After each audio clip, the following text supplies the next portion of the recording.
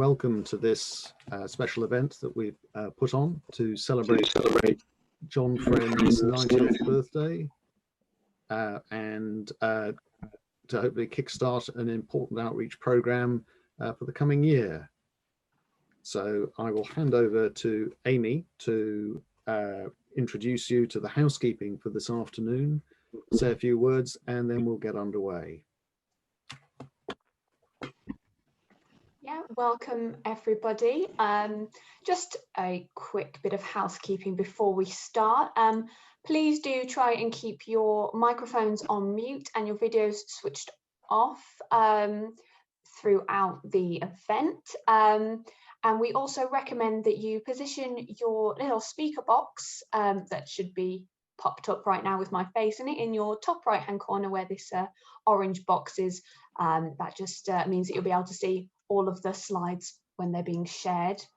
Throughout, you might have some questions for our speakers or for us. Please write any questions you have in the chat function. And you can also send us direct messages as well if you have any issues. If you could use the chat function instead of raising your hands during question and answer sessions, that would be perfect. During the presentation as well, we're going to have a series of polls throughout a few of the sessions, just so you know that if you are accessing this event via a browser version of Zoom, you won't be able to see those. So don't worry about it, but yeah, you may not know what we're on about when we ask you to answer the polls. And of course, we'll also have a video recorded version of this available after today. So if you do have to leave us early or you miss anything, please do watch that later on. It'll be on our YouTube channel and we'll be able to send out an email as well to everyone who's attended and registered. So I'm just quickly going to do our first poll for this session.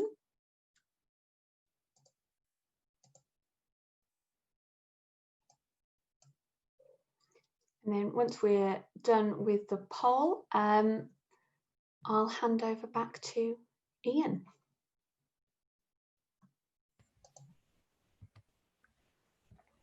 Well, thank you very much, Amy. I mean, it's a very interesting mix we've got here. I think evens between academics and retireds, practitioners at about half the number of academics, but then that slightly rarer species of both is there.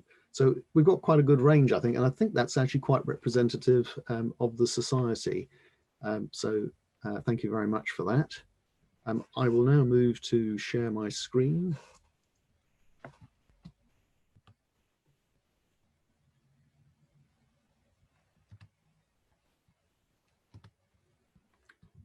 And I'm not sure if I need to see that anymore.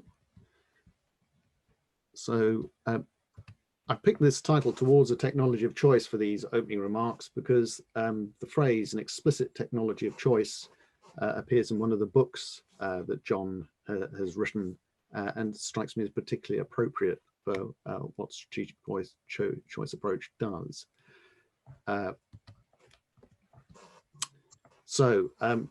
Today, the reason today is for the reason of XC, which any classicists will know stands for 90. But today is John Friend's 90th birthday, and let me start by saying many happy returns to John. And I think it's a great day to celebrate. We've got effectively a sort of miniature Festschrift with an introduction to the strategic choice approach by the person who designed it. Then the second session has some experiences and potentials from around the world, including a video presentation from the other side of the planet. And then the third bit is much more active, where we will break up into small groups to discuss the future. I'd like to open this with a few thoughts on what I've come across with the strategic choice approach around three quick headings, being retrospectively strategic, some experiences in local government. I'm a past mayor of Amesbury and was a Salisbury district councillor, and critically some thoughts about learning by doing, which I think may be useful for the way ahead. So the strategic choice approach, I borrowed this from one of John's presentations because I thought it really summed it all up really well. It's from his lecture at the Royal Society in 2017, which I was happy to attend. And I think he emphasized how being strategic about the choice, the fact that it's conscious thinking and how we move from issues to decisions with 4 modes of thinking linked by facilitation. And there's iteration between the 4, which is, I think, a very key point. But as in my day job within the civil service, I find you start with issues and eventually you'll end with decisions. But I think as this approach demonstrates, often it isn't a linear process and it certainly iterates. I was quite struck as my way into this was through multi-criteria decision analysis. Now, MCDA is very much about preferences, which struck me as being fitting quite well with comparing and choosing, certainly having read the local government and strategic choice passage on how to represent individual perspectives, values. As this diagram shows, moving back and forth to devising shaping is feasible. What are the ways ahead? What strategies, what options might there be? How do they differ in ways that matter to you? Which I found is one of those key questions to help a group identify what they should be worried about. How much do they matter? Which is where the numbers come in for the scores and the weights, or to be precise, the swing weights.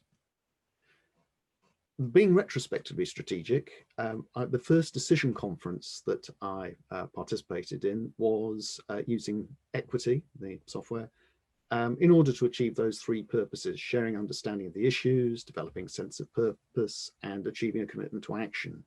The issue that decision conference was trying to decide was what to buy from a list of equipment, where there was money for perhaps 2/3 of what was on the list. None of them were frivolous. Every one of them had champions. And it's basically, how do we decide which things to buy? You can see the typical type of output from that exercise up at top right, with the benefits up the y-axis and the costs across the x. But when we looked along the optimal frontier that you can see illustrated across the top of that sort of squashed rugby ball, we realized that a very popular but expensive fleet of specialist vehicles was faring very poorly on the order of buy. So that to me was comparing and choosing from the strategic choice modes of thinking. The group discussed the relatively high merit of the first part of that fleet, which prompted the thoughts of, do we actually have to buy the whole fleet in one go? I thought we had just moved back to shaping the problem. Can we have 2 tranches? How many would be in each? How much would we have to pay for each? So devising options. And so we revisited the scores for the 2 new options, comparing again. And as a result, the first tranche was high on the list and the second was way down, choosing, which did actually reflect the opinions of the group.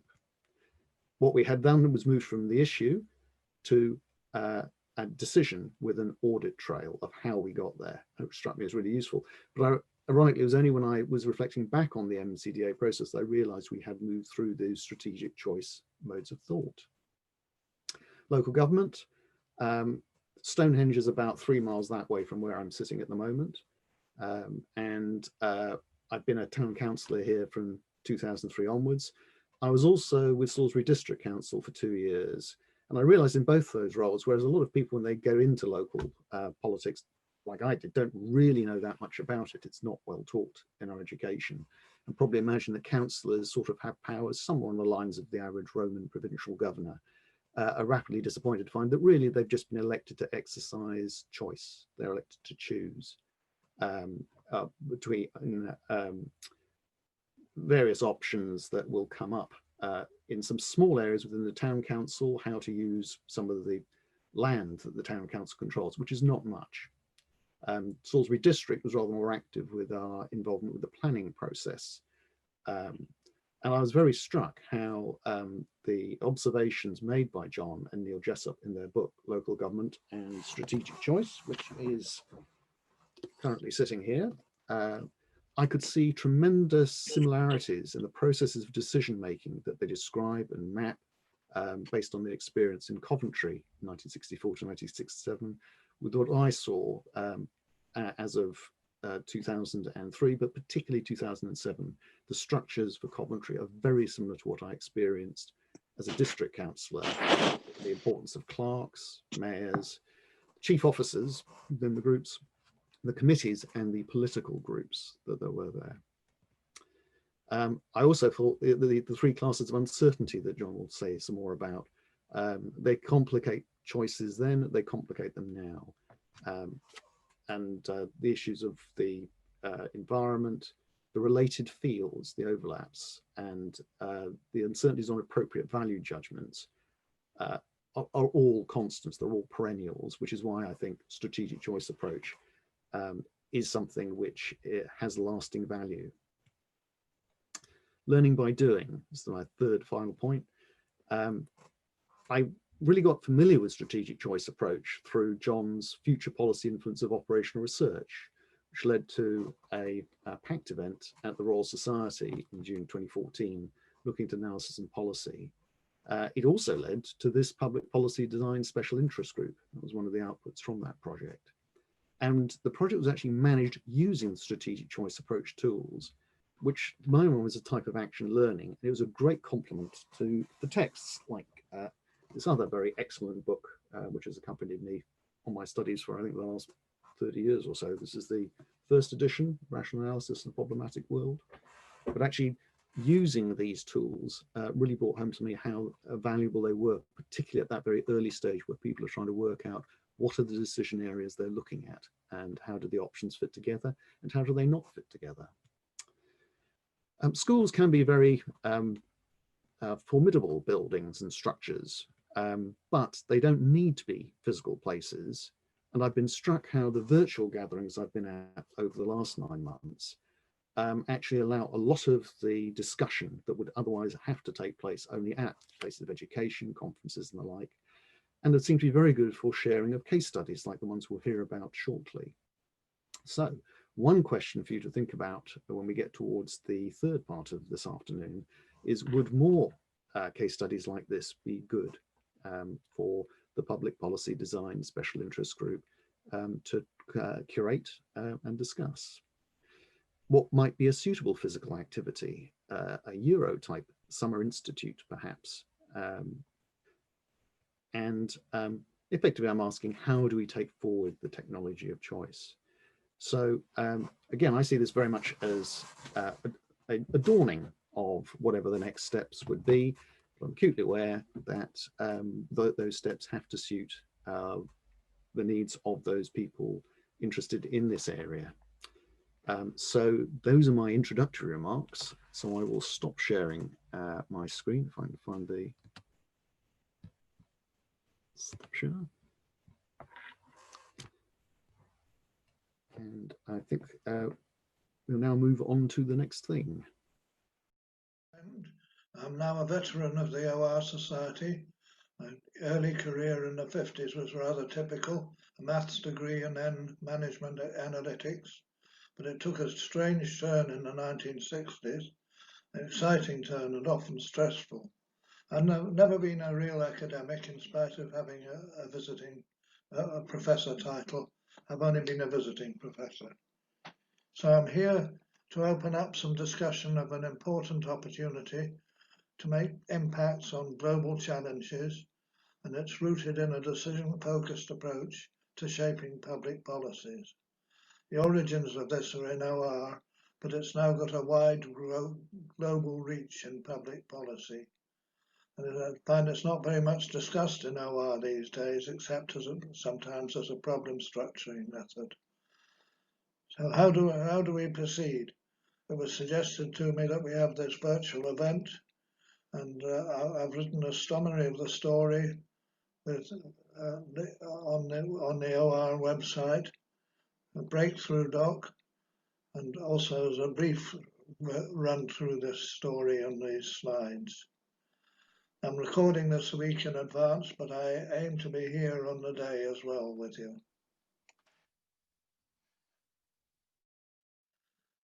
An early breakthrough came in 1964 when I joined a new centre for OR and the social sciences called the Institute for OR. It was an initiative of the OR Society back in those days. And it was a chance for me to learn from outreach to a number of other communities. social scientists, elected local politicians, and planners. And I was exposed to many meetings, which I'll tell you a little about. It was quite a new experience to me.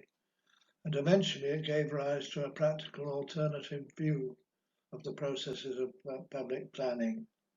A view that was dynamic, practical and political, and had a focus on decisions.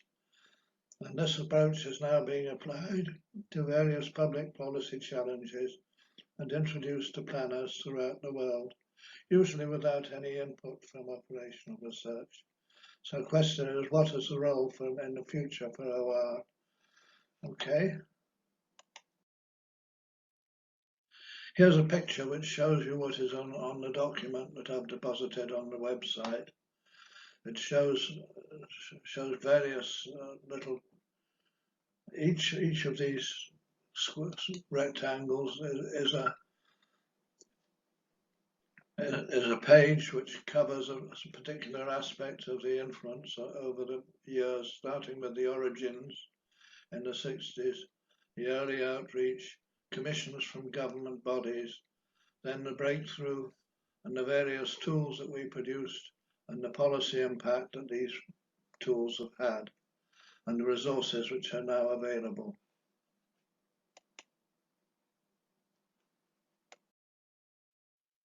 Some questions for today. How can we take this programme forward in the 2020s? Can we kickstart it in 2021? A starting point is academic OR, that's an obvious point, but it does need outreach to schools of public policy as well, in my experience. One suggestion I'm going to make is joint summer schools next year as a means of forging links between OR and public policy. There's a range of publications and materials now available as a starting point. And from my experience, there's a lot of opportunity to tap into student enthusiasm and to get strategic support from universities and also, of course, from governmental bodies. Later target is master's programs in public policy design, which I think could be very popular. And then there's also possibilities of bids, international bids to global program sponsors. There's a lot of track record on which those bids can be based. The origins, we'll go back to the origins. There were contacts between visionaries of operational research and social science in the early days, in the early 60s, and discussions in the Operational Research Society Council, out of which came a proposal for an institute for OR, with the Tavistock Institute in London, a social science institute, as a likely host. And once this institute was formed, they made an approach to the Nuffield Foundation for some basic work in public policy research. And they were asked to come back with a more specific project bid, and they came back with a bid in city policy planning. And I was part of a joint team which was set up to carry out a project in Coventry. This involved quite a stressful project. I was very bewildered by the opportunities at first. It meant a lot of outreach from OR. There wasn't very much scope for traditional statistical analysis, but there was scope for tracking a lot of assumptions and uncertainties that were underlying planning proposals. A lot of the benefit I got, though, was from my social science colleague, who we used to go together to sit in many policy meetings and track the choice of routes for difficult issues through political and professional channels. Later projects, we had direct inputs from political scientists as well. And we learnt a lot from local elected politicians. Labour Party was in control in Coventry, and there were opposition members on committees as well. We were allowed to go to P-Council party group meetings of both parties and interview with various individuals. Insights from environmental planners urban planners in particular and various specialists as well. They had important regulatory roles in the authority, and they were also a good source of strategic analysis. And we looked in depth at a series of reports that were contributing to the first review of the city development plan. We contributed an architect planner, a very energetic architect planner called Alan Hickling, who made important contributions later in the project. And after the project was over, we thought we were able to launch trials with local authorities, with Birmingham University's Institute of Local Government Studies. We did a short experiment in 1970 with local planning teams from 6 areas of England, and you'll find a report on this on the OR Society website. In the 70s, we had quite a series of projects for commissions from UK government, from the Department of the Environment in England and its equivalents in Scotland. They were concerned about research in local and regional planning priority processes. We had a succession of IOR team policies. We had a small team in Coventry which was working in this field. And particularly important was a new policy framework came in 1974, county structure plans, which were based on policy statements, written statements rather than maps. And we were able to work with a number of English county planning teams on a new challenge of public policy design. And this gave rise to some quite important adaptations to the decisions-focused approach that we'd introduced. Later in the 70s, there was a major shift towards international clients, at a time when there were many cutbacks in government expenditure in Britain, and also continental Europe and also other countries such as Canada and Brazil. We found many people were receptive to an alternative view of planning, which was practical and dynamic and had us focus on decisions. We ran courses with a body called the International Federation of Housing and Planning, mainly European focused, and we carried out a number of projects in the Netherlands and Sweden and other European countries, planning at local, regional and national level, and various handbooks were produced in different European languages. Here are some of the concepts, some of the breakthroughs that appeared in our perspectives of planning. Decision-centered view is represented by this circular diagram here, with issues coming in all the time and decisions going out all the time, but going through a lot of loops and optional loops, with people facilitating the process from switching from one loop to another. And always the option of shifting to a different problem focus through review of the structure of the problem. Another important perspective was to do with the view of policy, not only policy seen from above, but policy seen from below. And the classical view shows a source of public policy and then a number of local agents of policy implementing that. But another alternative view is the view from below, where you don't have one agent of policy subject to many different sources of policy influence.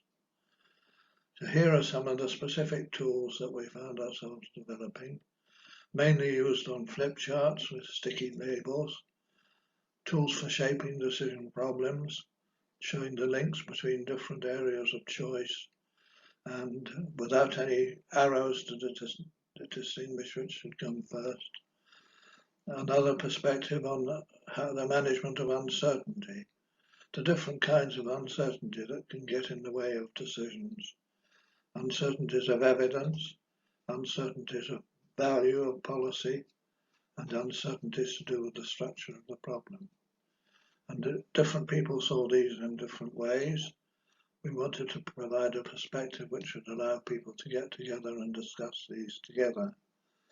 And we produced also a framework, a grid, on which we could look at the incremental outputs of a planning process, things to do now, things to do in future, things to do now, including not only decisions to take now, but things to do about important uncertainties, and other things which it's decided not to do until certain times in the future. We call this a progress package grid. Other tools were more to do with the organizational aspects of public policy, tools for mapping landscapes of the various different agencies that were involved. We developed these in a project in the early 70s without help from opportunities these days for improving these mapping methods. We also worked on frameworks for developing policies with dialogue between professionals and representatives. And we also carried out dialogue with political scientists and North American specialists and European specialists. Very important opportunities to exchange insights from people who are looking at the same problems from different perspectives. Research outputs, publications for different readerships. We produced books. It wasn't easy to produce books because the pressure was, as a non-academic centre, research centre, the pressure was always to get on, to deliver the present project and to get on with the next one. 2 books, one on the Coventry project and one on the interorganisation project we did after that, and a number of other outputs through journals, specialist journals in various media, and also eventually later through internet, through software and other things. Impacts on policies. Within Britain there was the early impact on structure plans. There were also some impacts in areas of social policy, although we were mainly working on environmental policy. In the 80s we carried out short projects in partnership with education and health organisations. And in the 90s Alan Hickling was working extensively with environmental policies and environmental conflicts. Impacts on policies in Europe and other European countries. There was a lot of work in Netherlands and Sweden in particular.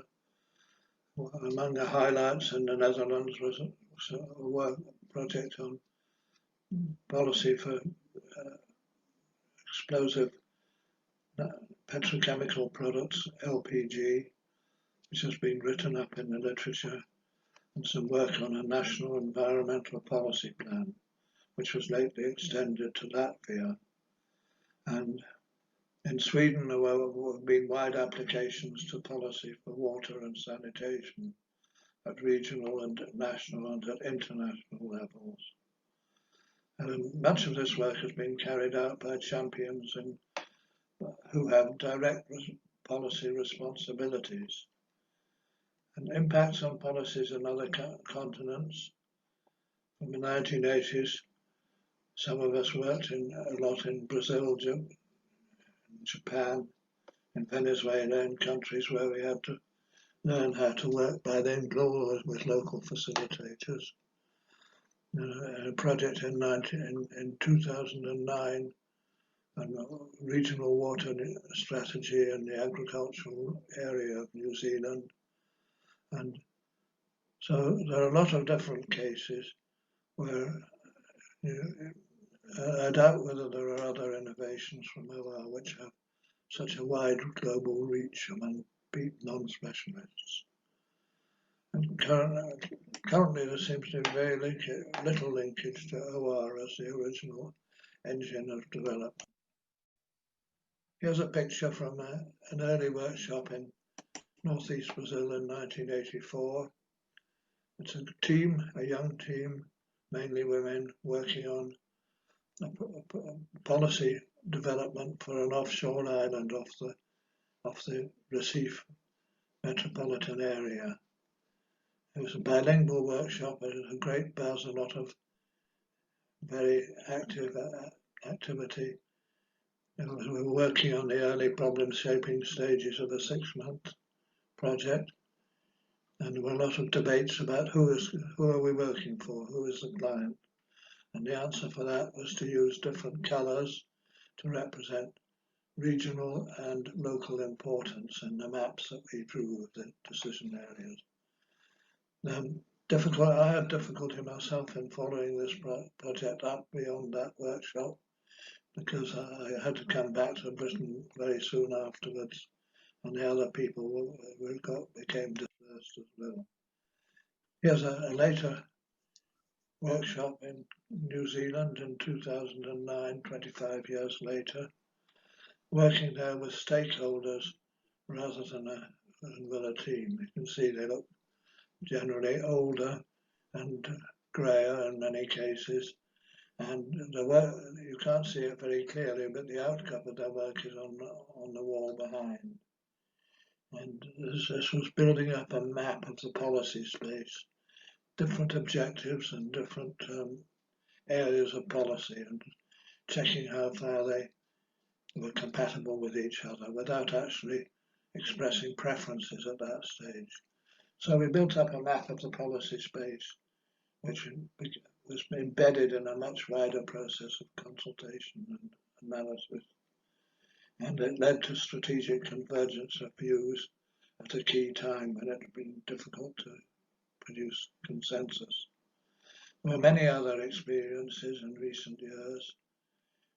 LPG transport in the Netherlands. I worked for a week with some Danish consultants in St. Petersburg on new ways of food distribution in that rather difficult northern climate. I worked with Japanese consultants on airport strategy for Hokkaido, the northern island. More locally, I worked with a local tenants organisation in terms of self-management of housing, and then both in Africa and in this country, I've worked on African education in different ways. A lot of resources becoming available in the 2020s, publications in print and more recently in the web. Software has been developed through a small family company in Sheffield, and this is now in need of updating, but it's still there and it's been widely used in various parts of the world. Some of the more intriguing instances are applications in Peru and in Iran, which I haven't actually been involved in myself.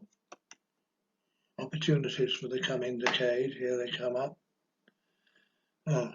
We've got this first opportunity to talk today, and a chance for people here to evaluate the backstory and references via the breakthrough document. There's an opportunity then to discuss next steps via Zoom meetings and other means. I think there are some realistic targets for 2021, despite the present difficulties we have. I think next summer there will be a possibility for some universities to run summer schools in which OR people can come together with people from policy schools and learn together. We've got materials which can be provided as a basis for that, and they can discuss ways of building out that foundation. In a middle range, 2 or 3 years' time, perhaps there should be an opportunity to design master's programs in public policy design, which are based on a decision-focused approach. There's a lot of material that can be pulled together for this, and a lot of methods that can be used for interactive working. and there's the opportunity to begin designing at least one hub for a global exchange network between places where work is going on, but at the moment they're not very much connected. So I think the momentum is going to continue, but there may be little cohesion and little interchange between the different places where it continues, unless we can reassert OR's leading role and create a capacity to take things forward in partnership with the many people in public policy who are driving this forward at the moment.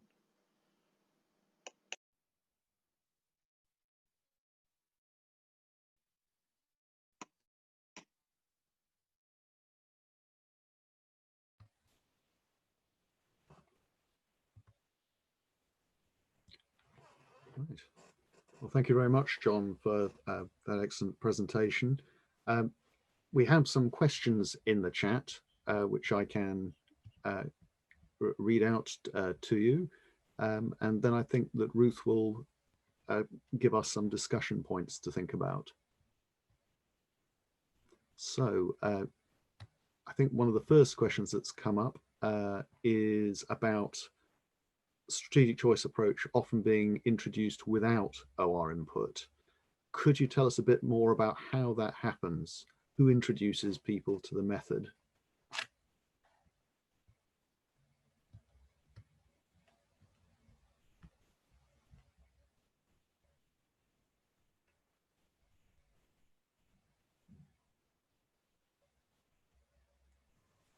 Is John muted?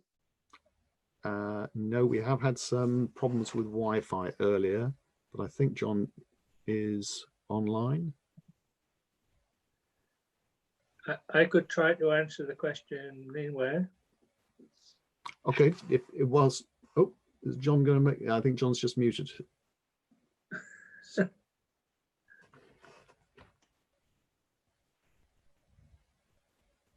Sorry, John, we can't hear anything from you at the moment. Ask him to hold down his space bar on his computer. That may get him on his voice heard.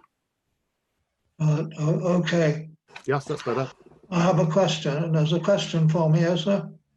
Yes, yeah. If the question came from Eleanor Reynolds, and it's about that strategic choice approach is often introduced without OR input. Could you tell us some more about how that happens? Who introduces people to the method? Well, predominantly it's people who are involved in public planning rather than non-operational research. I think this has become by far the biggest community that we communicate with all over the world. And, you know, I've been involved in this, but there are different ways of introducing, you know, obviously in lectures, but in workshops as well, and software, various approaches. I think Dennis might have something extra to add to that. If that's the case, Dennis, would you like to add a couple of words at this point? Well, it's worth mentioning that at one time, John had a little workshop of his own in Sheffield, and with the help of one of his sons, I think, he managed to produce a software package called the Strategic Choice Approach, and that was available for people. So some people just contacted and requested that from outside, and other people actually learnt about it through some courses we had at Sheffield University in the 1980s, early 90s. Okay, thank you. I think we have another question, which I saw coming up. And yes, so with regard to educating future OR practitioners, what is John's view on the balance to be struck between training for using formal methods like strategic choice approach, or training for working with shared principles like uncertainty and values? And that's from Ina.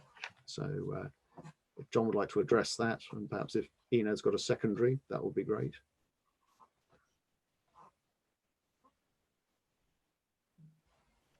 Right. Well, you know, I think a good way of sharing the principles is by sharing the actual methods of communication. And this applies not just to OR people, but to all the other people who get involved. So Dennis mentioned the software. It's recently through the software that we've been able to communicate with other countries which I haven't visited. Some examples of software use in Peru and also in Iran. And one version software was sold to the University of the South Pacific in Fiji. I never found out what they did with it. That's great. So if I can just come to Ina, is that the thrust of your question, Ina? That was really helpful, John. Thank you. I think maybe just to contextualize it, and it's touching on some of the really helpful comments in the chat from Max and Dennis, is that in the education of public policy professionals, so coming from a public policy school and working with colleagues and partners around the world, we've actually seen something different. We've had the challenge of the methods trap. So where policy analysts are encouraged in their curricula, both at university and on the job, particular methods are promoted very heavily and advocated for, and it kind of creates a lock-in. And so then what gets lost is a real appreciation of the principles that enable us to better match a method to a particular analysis context. And what is so striking about John's presentation is that here the method really is a formal way of being able to give access to that. And I think that's fascinating. So thank you so much, John, for that. Thanks, Ina. So another question was, what's the scope of prescriptive analytical models using the strategic choice approach? Can the diverse sources of uncertainty be explained using stochastic modeling? Is that a question to me? Yes, that's right. Sorry, John. It's I'll say it again. It's what is the scope of prescriptive analytical models using the strategic choice approach? Can the diverse sources of uncertainty be explained using stochastic modeling? It's not something I do myself. My days of stochastic modeling are long past now, but I'll be interested to know what other people say. Okay. If we keep that for a discussion point, that might be a good one shortly or in our third session. And I'm just looking to see if there's a very useful, informative chat. However, Benjamin Kemmer has come up. Right, how do strategic choice and MCDA compare? I mean, I've said what I think. Perhaps, John, could you make some commentary on that? Yeah, I could refer you to an interesting Swedish paper where the authors of this paper compared 4 different approaches to MCDA, one of which was strategic choice, and one of which software. Their scoring benefited or was in favor of strategic choice, especially with the software. I'd like to follow that up in more depth. Okay. Right. I think that's the end of the questions in the chat. I can see Ruth is now online, so I'll hand over to Ruth. Thank you very much. And can I just say welcome to everybody. It's great to see so many of you here, a lot of familiar names and a lot of people I haven't met. And add my congratulations to Ian's on John on reaching your 90th and still going strong. What a wonderful way to spend your birthday. Get 50 people talking for 20 minutes. I think I might try something myself like that. Anyway, I was asked to pick up some discussion points at the end, but John actually put a lot of discussion points straight into his presentation. So I don't want to keep people too long by adding any of my own. I think there is a lot though to talk about. I think it's amazing that an OR a method that was developed in OR has been championed so much by people from outside OR. I think it's a great triumph, actually, that the main champions come from outside OR, if that's still the case. I think it shows that a method has really arrived if it no longer needs an intermediary of OR people. Nonetheless, the question is really, what is it that OR can do? Where can OR people get involved more? What can they get out of strategic choice? Tremendously useful concepts and useful structure for handling those concepts. And on this talk, on this call, the sort of people who will be thinking about that are people from OR academia, people from practice, both in-house practice and consultancy practice, and people from the OR Society itself, all of whom may find that there's something different in it for them. So you're all coming at it from a different point of view of what you would get from a focus on strategic choice and how you can influence a focus on strategic choice. And also there's a lot of discussion points around the things that have changed over the decades since strategic choice was first developed. Too long to list, but the academic landscape is completely different. The government landscape, certainly in the UK, is totally different, especially considering the role of local authorities. Technology is transformed, not just the IT kind of technology, but also the other methods that are being used to address technology of choice or the questions of choice. The funding and commissioning landscape has changed. Incentives have changed all around. So we are in a world in the 2020s. How can strategic choice be useful? What can we do with it? And what can we do to make more of it? But that might actually be detracting rather than adding to the list of discussion points in John's original presentation. So I won't say any more at this stage. I think we get our first break in a moment. Is that right, Ian? And I would like to invite you all to come back. We've eaten into the break a bit, I think, but coming back at 3:30. Yes, it's 3:30. Thank you very much, Ruth. I was about to say 2:30. Time is flying when you're engaged with things. But yes, it is definitely 3:30. It's the start for the next session. Thank you very much to all our participants and on chat as well as by voice. There were some extra points that have just turned up in the chat, which I hope people have seen from John Ryan and Dennis Finlayson. But we do need the comfort break. I've always been taught it's 45 minutes and then a fag break, and we've just exceeded that. So see you again, hopefully at 3:30. Thank you very much. I'll say welcome to everybody to this second session for this celebration of John Friend's 90th birthday and the strategic choice approach. This is the beginning of our second session, which is our case studies. And we have got 4 speakers.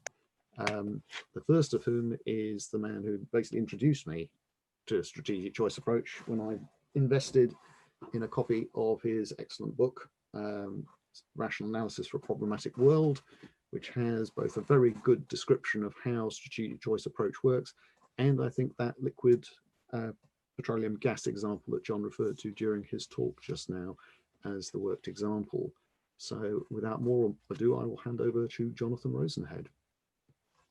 Hi, is my voice loud enough? That's good. Yep, that's good, Jonathan. Okay, good. I'm very, very disconcerted not to, well, it's nice to see Ian, but not to see anybody else. Is that really strictly necessary? I mean, normally when I talk, I can see the people I'm talking to. So we strain the internet and run, everybody put cameras on and see what happens. Yeah, because I've been in much bigger Zooms that worked with cameras on. Well, let's see how we go. Thank you. I'm very pleased to have the opportunity to join in the celebration of the John's 90th birthday and his professional career and his life and achievements. His manner, as you already have noticed, and of course many of you will know him before, his manner is very restrained and unflamboyant. And I think it conceals the radical thinking that goes into the methods that he uses and his, I would say actually bravery in forging his own original path in a profession which was really quite unlike what he was trying to do.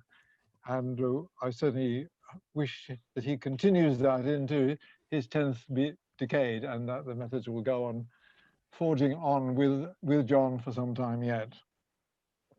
I'm not really, this is called case study. I'm not giving a case study. I stopped being an operational researcher, roughly speaking, 20 years ago when I retired. I'm now a sort of full-time activist in various causes. So I don't have any, if you want some case studies on what goes on in the Labour Party, I'm happy to tell you, but I don't think that would be appropriate here.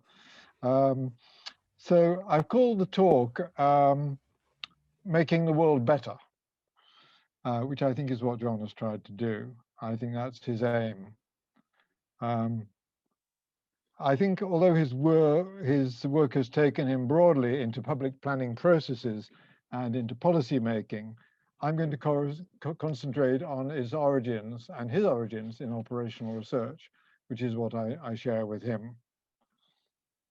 Indeed, my theme starts not even with the origins of operational research, but indeed the origin, what happened before there was operational research, indeed before World War II, before the Battle of Britain and all that, which is celebrated as the birth of operational research. What I want to say, and I have written on this, is that many of the scientists who were responsible for that first, as we now think of them, heroic generation of operational researchers were actually socialists. They had been very influenced by the idea of a great scientist, J.D. Bernal, perhaps one of the greatest scientists not to have got a Nobel Prize, but many of his students did. And he was also the author in the early 1950s of a seminal book called Science in History, where he tries to link the progress and development of science to the progress and development of society from a Marxist perspective. So there's many of the people inspired by him went into operational research. Now, why did those sort of scientists go into operational research? Bernal's basic argument was that capitalism was, in fact, repressing the development of science, stopping it being used fully for the support of human need. Science should be used for the people, but was being prevented because it's being used for capital. And he was, and people who supported him were proselytizing for the more effective use of science for human progress. And of course, it was World War II that gave them their option. And those scientists in particular who'd been taken by that argument were given a chance to do work in the national and indeed the global interest for defeating an enemy that could be seen as the enemy of everything that they stood for. So after the war, there was no such comparable common purpose. There was no such unifying feature which would have said, we're going to let these scientists run amok, giving us advice we didn't ask for and thinking the unthinkable and so on, because now we want to return to business as usual. And OR found itself, because it obviously was useful, working for organizations structured as conventional hierarchies in a top-down process. Now, that was limiting, because they weren't given access to the big problems that they were, at least on the edges of during the war. The advantage, if that's what it was, of working in command and control situations was basically there's lots of scope for collecting data, and there's lots of scope for using mathematics in situations of complexity. So it was in that period, from the late 50s onwards, that operational research became mathematical. It wasn't so. Virtually very little mathematics being used during the war. There was a certain amount of modeling, but often not mathematical modeling. So operational research developed into a branch of applied mathematics with practical applications. And it took about 20 years for the reaction to that to develop among operational researchers. It was crystallized in something which almost everybody here is probably too young to remember. Oh, I see George is online, so maybe he will remember. Something called and others too. The Ackoff papers, which were given at an OR conference in 1978, where he exploded a bomb under the assumptions that OR made, which he found simplifying and excluding it from all the interesting problems.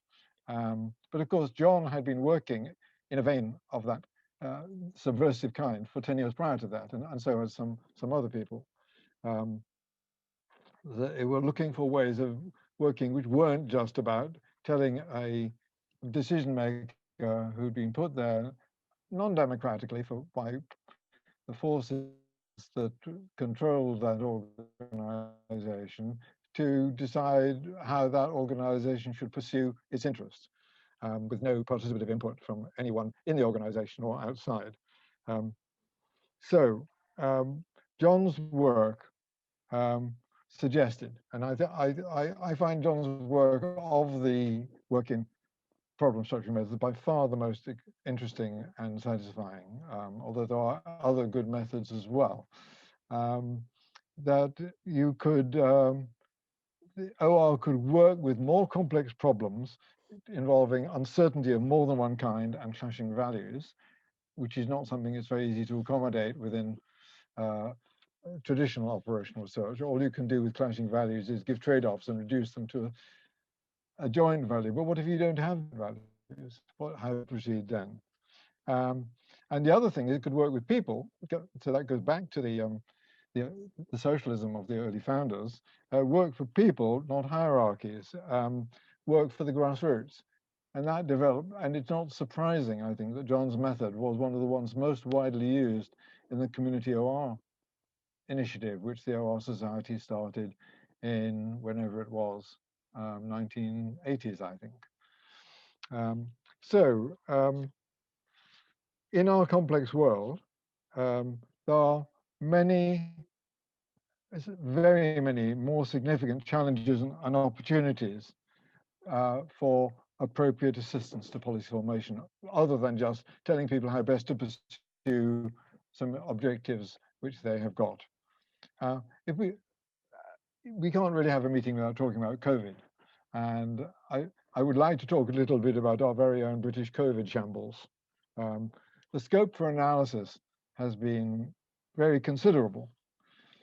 We can use things like operational research for the logistics of supply of PPE and testing and the things they inject you with, vaccines, yes. And it's been used widely, though not mostly by operational researchers, for the computer simulation of possible ways in which the epidemic might develop. Where it's not been used is what operational researchers have the skills, the organizational skills, and some of the tools to use, is not being used to help the decision makers make decisions. The decision makers have quite clearly been, as it were, out of control. They've been inventing it as they go along. They've not had the advantage of thinking about uncertainties of values, uncertainty of the environment, uncertainty of related decision makers. All of that, they've lurched from expediency to expediency, never apparently thinking even one step ahead to what would happen if that went wrong. And had they been aware of or used the method that John methods, or the inspiration that John gives us, if we can imagine Boris Johnson and Matt Hancock as students of strategic choice, then they might have been able to think about different sorts of uncertainty they were confronted with. They might have constructed appropriate explorations to see what was possible. They might have selected commitment packages which allowed for the possibility of flexible response further down the line, etc. I'm nearly through. Methods get developed out of necessity. Nobody thought of mixed integer linear programming in the 17th century, and there's a reason for that. These methods get developed when there's something for them to engage with. And they get developed because history requires them, but also because people like John have the perspicacity to see the need for them. So it's a combination. It's not just, as people used to say about the operational researchers, oh, brilliant minds. No, they were minds who recognized the possibilities of the situation. We have new challenges now. We have massive challenges, and we ought to be thinking about how we can be useful for it. Not, I hope, World War III. I'm sure new methods would develop out of it, but we have to hope that we don't learn those methods. Not even COVID, because I suspect that we've been through the most wicked stages of that problem. Of course, I could be wrong. And that we will have a lot of mopping up to do, and it will go on for a long time. But no, I think we have the most wicked problem of all, which is climate change.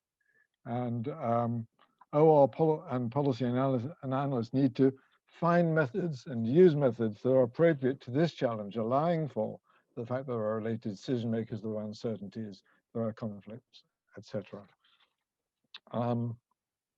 I think I should probably end there. It's a challenge.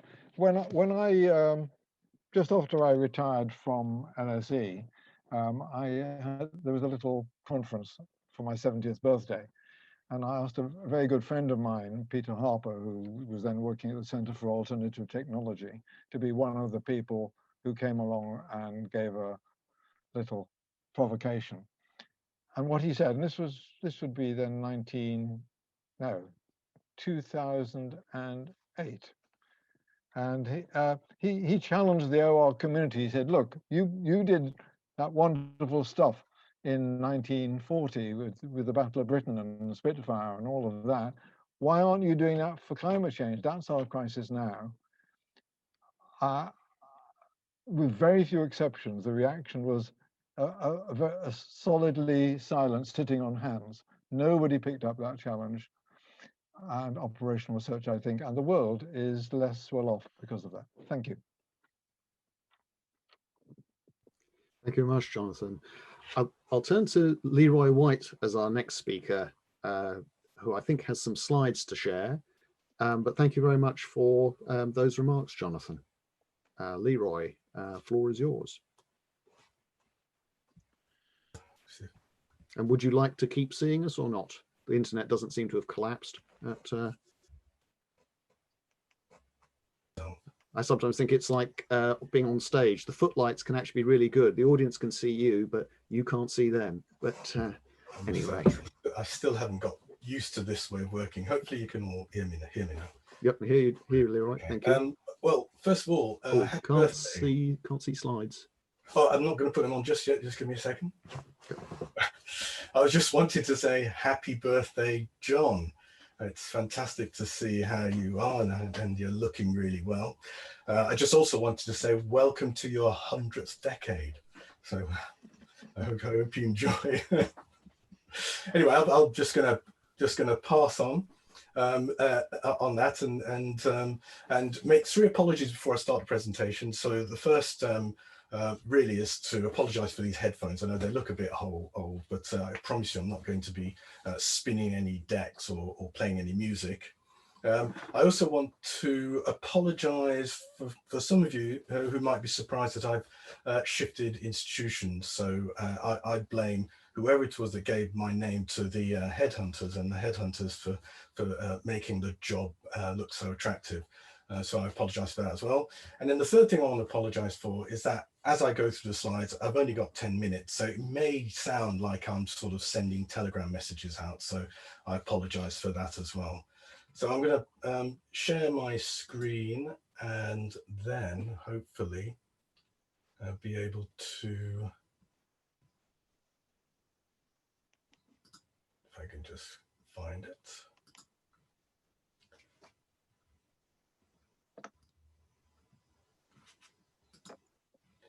There you go. Hopefully you could see that.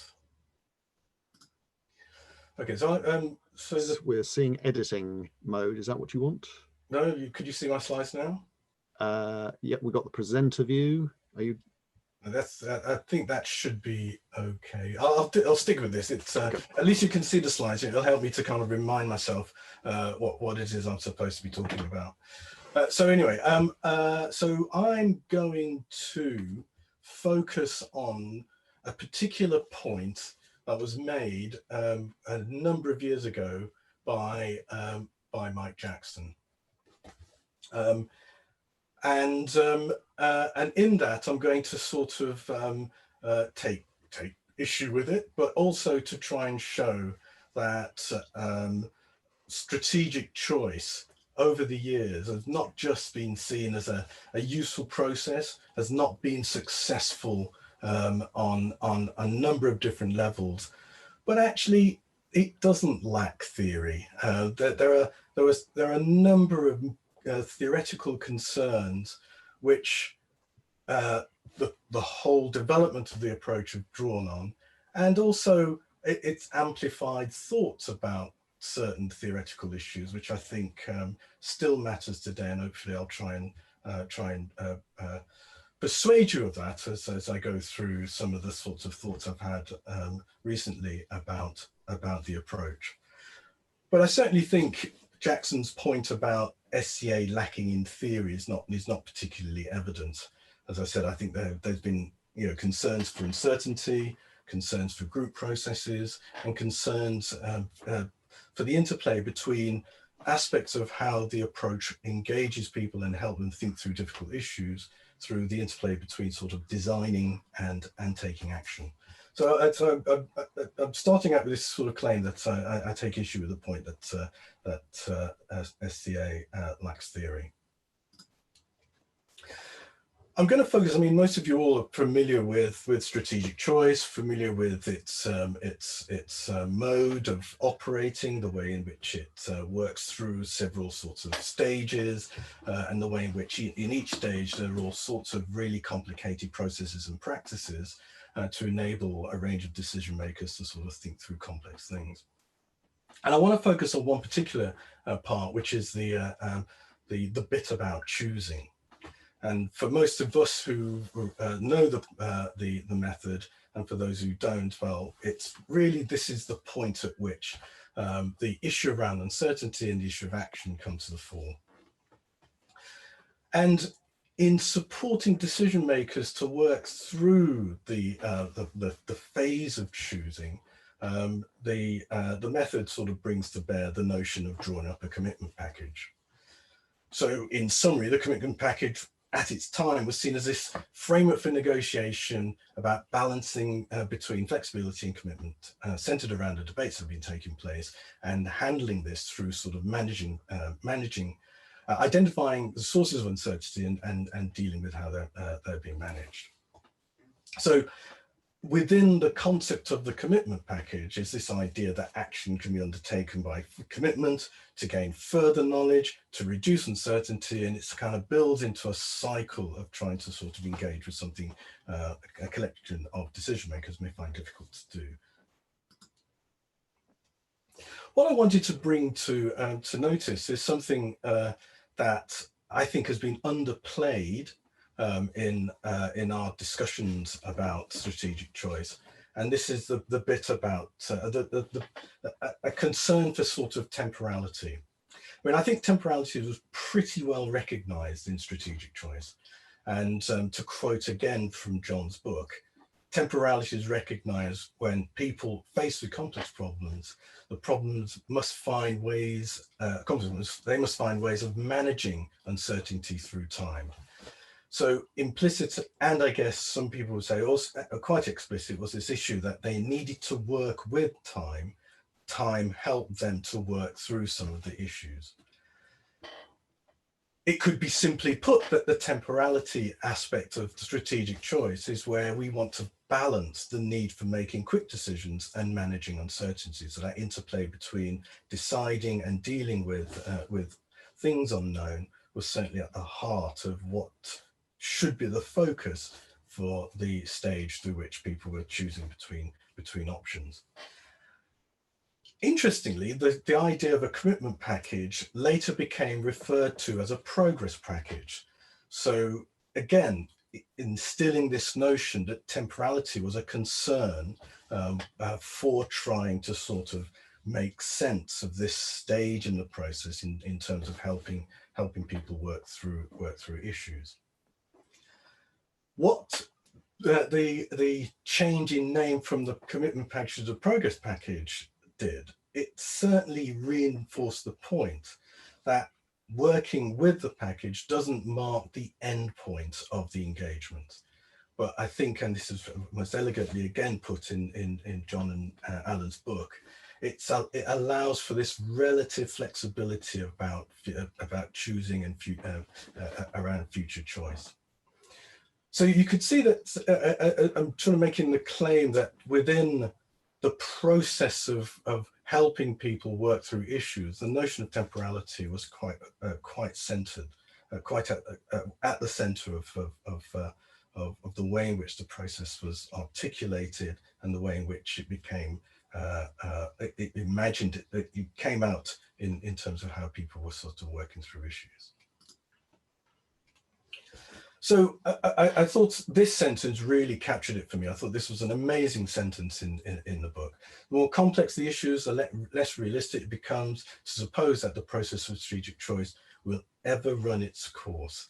I think this is an absolutely amazing sentence. It just captures this sense that it's an ongoing effort to help people work through managing uncertainty, making difficult choices, and dealing with other perspectives, other points of view in trying to work through to a compromise or to a decision.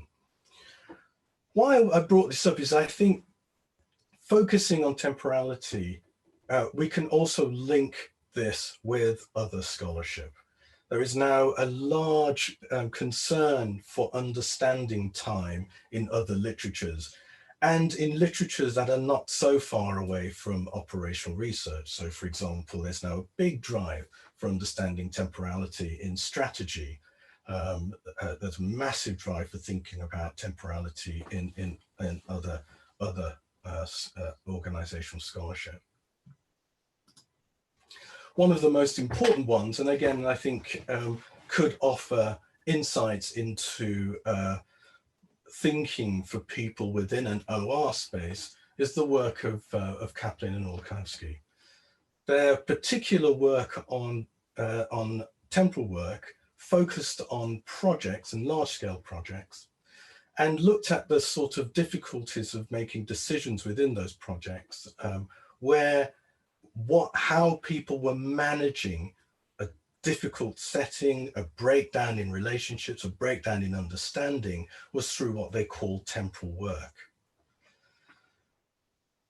They produced a framework, a process model of how temporal work occurred in those settings, which I think has a real bearing and a real sense of connection to the thinking that's gone on within some problem structuring methods, and particularly within strategic choice. So if you look at this process diagram here, you could see there is that sense of framing things where there's provisional settlement, where there's a breakdown, and how temporal work mediates the sort of situation as it moves from breakdown to settlement, back to breakdown to settlement, and so on. And then they link this all towards how you get towards an emerging development of policy. Again, you could sense there are echoes here in terms of how we also perceive working through the sort of choosing phase of strategic choice occurs. So what I wanted to suggest is that there may be some extension of work such as a method such as strategic choice, and it's possibly connected to our thinking around the value and importance of problem structuring that might be towards recognizing and thinking about temporal problem structuring. So the idea that we could extend and build and think about how to suggest how stakeholders and actors produce and reproduce a variety of temporal structures which they use to sort of shape the sort of rhythm and form of their ongoing deliberations and action. Somehow get to grips to that, the use of temporal structures that allows them to sort of see through some of the difficulties, uncertainties, and decisions that they have to deal with.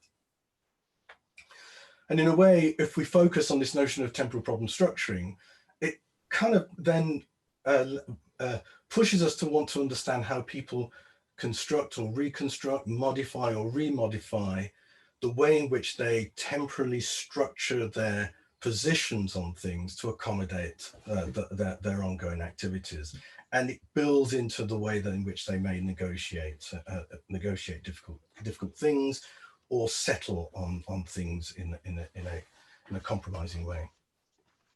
So I think there's scope to examine further for methods such as strategic choice, this idea of temporal problem structuring.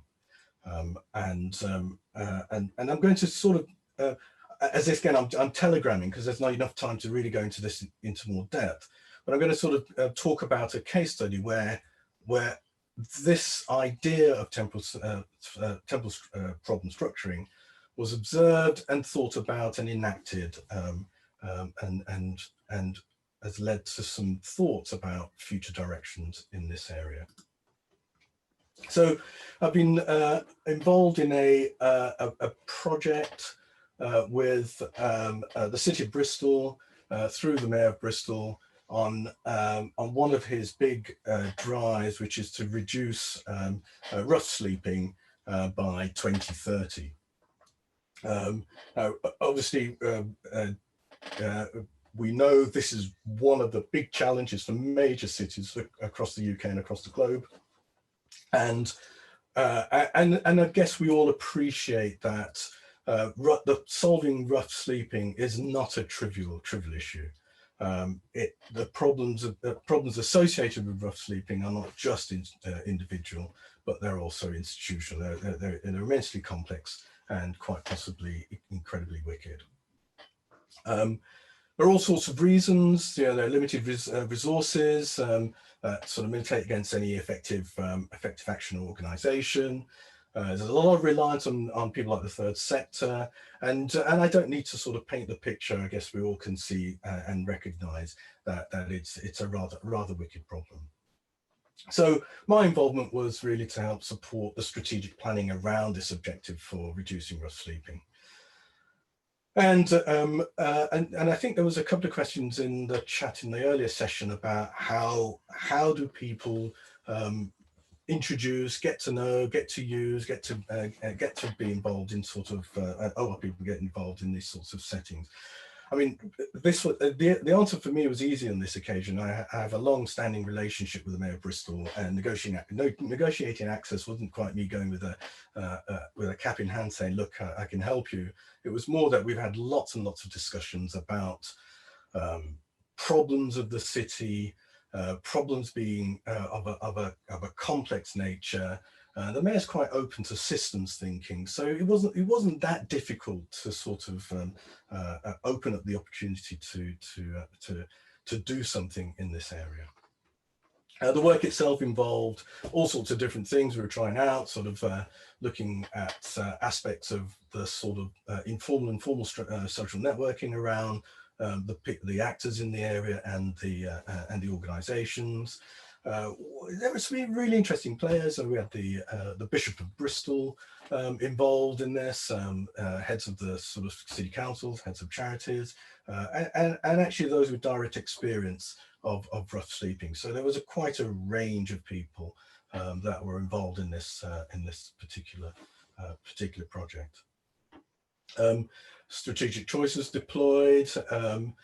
And it's a delight to see Jonathan today. I think one of the things that I was very mindful of is his work with the Notting Hill Carnival, and that whole sort of relationship between sort of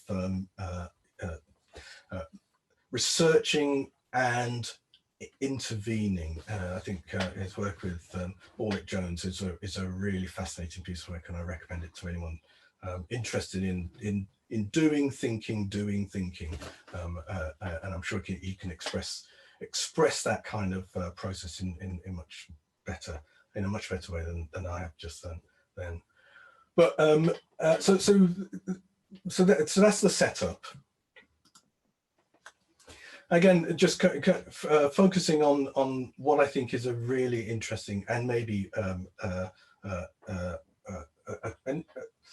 an invaluable sort of avenue to sort of pursue is this sort of notion of thinking about the sort of temporal structuring part, and particularly with regards to the point about choosing, and particularly in dealing with the progress package.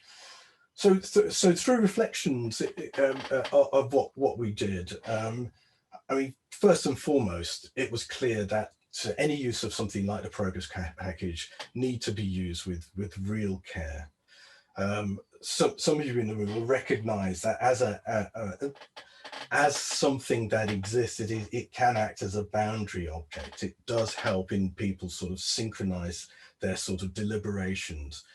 I think it starts to bring this sense of temporal work, the idea that temporal work was needed to help resolve some of the most difficult and outstanding issues, and then helping people to sort of think through what was required for further discussion, further deliberation. What we were beginning to see that as the package itself became as an enabler of this sort of temporal structuring through two forms. The now form, which is based on the sort of closed base, yes, we can agree, and the future form, which is based on a much more sort of open-based temporal structure.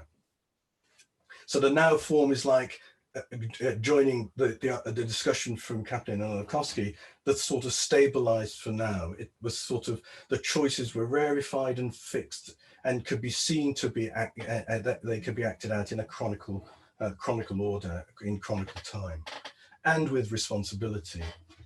But the future form, the more messy, the more uncertain bit, required this structuring in terms of people using the sort of future perfecting tense, or moving to the sort of future perfect continuous. So there was this real sort of temporal play through the language in order to try and get from difficulty to sort of getting to a settled space. And again, I'm telegramming. I could give more sort of color and details to this, given more time and given more opportunity. So I'm just making a plea here that I think strategic choice has not run its course. There's still life in the old bird yet, in terms of thinking about how it could be relevant for policy making and for other avenues where we know we need to deal with uncertainty and conflict. As I said, I'm very pleased to see Jonathan here, so I'm sure he will agree with the heed that I've drawn from Borgio, that highlight the notion that the strategic manipulation of time is central to agents' maintenance of a particular order. So while we recognize and acknowledge the need to concern ourselves with temporal work and temporal problem structuring, we still have to be careful that we're not undermining those that we're trying to ostensibly help. Again, with Jonathan in the room, I would say that bringing temporality and thinking about temporality into the process of strategic choice, probably his work on robustness brings that out most clearly. And I think there is room and scope for further thinking, further development of the idea of temporal structuring if we try and revisit that work, and particularly its focus on robustness and flexibility. So I think there's great promise even in Jonathan's work, and I'm sure he's delighted for me to sort of point it out. And finally, I just wanted to sort of come back to what I started out with saying, is that there's no lack of theory in strategic choice. There's still a lot of life in it. There's still a lot of possibilities, and I still think there's such great relevance it has in the area of sort of public policy making. And again, I do apologize that it all just sounded like I was just, posting little tweets about what I was thinking. Obviously, at some point in time, I'll develop this as a kind of paper for where I could bring out the ideas in a better way. So thank you very much. Thank you very much, Leroy. Without more ado, because I'm aware time is moving on, I will turn to Isabella, who has another presentation. So if I'll share the screen. Yep, please do, Isabella. Okay, is it visible? It is indeed. Thank you very much. Full screen, Thank very nice. So I'm very happy to be here, that John Friend has invited me in this important occasion. In my short presentation, I will try to illustrate how much John's work has been influential to mine, and at the same time, what direction my research is now taking in the relationship between strategic choice approach and architectural and urbanistic field. And please bear with my creative English. Oh. So the context in which my research activity takes place refers to the evaluation of urban and territorial transformation. In this context, it is important to reflect on the demand we have been asked for. How can I help you? So which help is asked to us? And in a situation where the architectural design is not just a negotiation problem related to people and their decision, but also something material like the functionality, the aesthetic, the cost, the sustainability, the bureaucracy and the laws as fundamental parameters to be evaluated in themselves and in their synergies. So there is an important relationship to investigate among people, document, and space. So the question submitted to us may originate from different contexts, which we can distinguish according to three strands. The first is the target. So namely, who is the subject demanding a decision on support, public sector, third sector, or private investor. The second is the asset, namely the type of property to be analyzed. And the last is the scale of the intervention. So why to talk about a strategic choice approach in such a context?